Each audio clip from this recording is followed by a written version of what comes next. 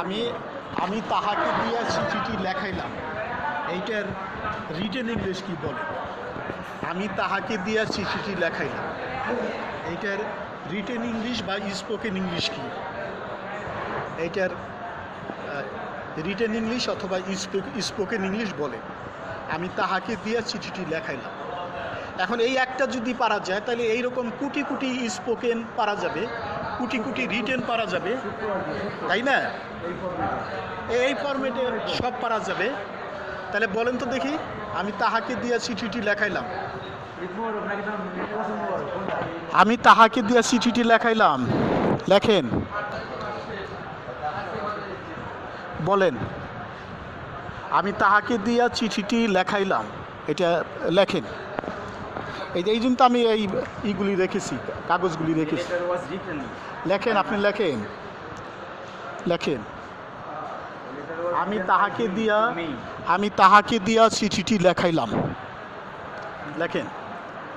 আগে বাংলাটা লেখেন। আমি তাহাকে দিয়া চিঠিটি লেখাইলাম। আমি তাহাকে দিয়া চিঠিটি লেখাইলাম, এইটার স্পোকেন ইংলিশ অথবা রিটেন ইংলিশ কি বলেন? আমি তাহাকে দিয়া চিঠিটি লেখাইলাম।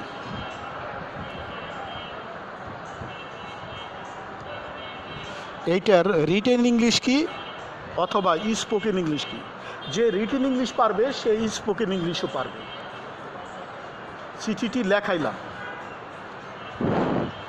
আমি তাহাকে দিয়া চিঠিটি লেখাইলাম, এইটার রিটেন ইংলিশ কি, স্পোকেন ইংলিশ কি? আমি তাহাকে দিয়া চিঠিটি লেখাইলাম, লেখেন, লেখেন। হ্যাঁ, আপনি যা বুঝেন লেখেন। গুরু তো ঠিক মতো লিখে দিবি। হ্যাঁ, ভক্ত ভুল করতে পারে কিন্তু গুরু ভুল করবে না। আমি তাহাকে দিয়া চিঠিটি লেখাইলাম।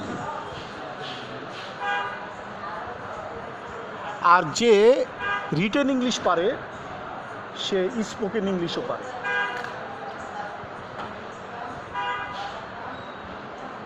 যিনি রিটেন ইংলিশ পারবে তিনি স্পোকেন ইংলিশও পারবেন।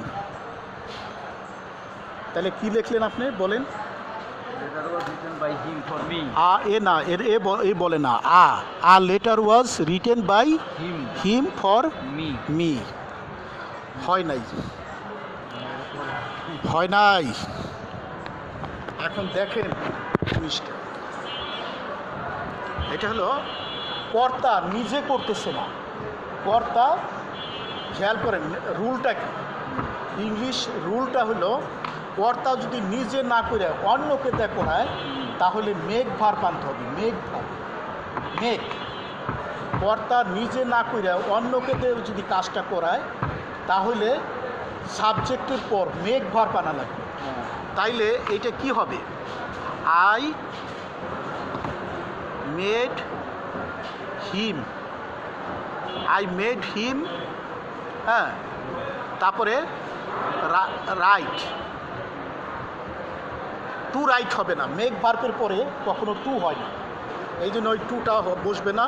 তাহলে I made him write the letter. এখন দেখেন এই হিম, আমি তাহাকে দিয়া চিঠিটি লেখাইলাম। I made him write the letter.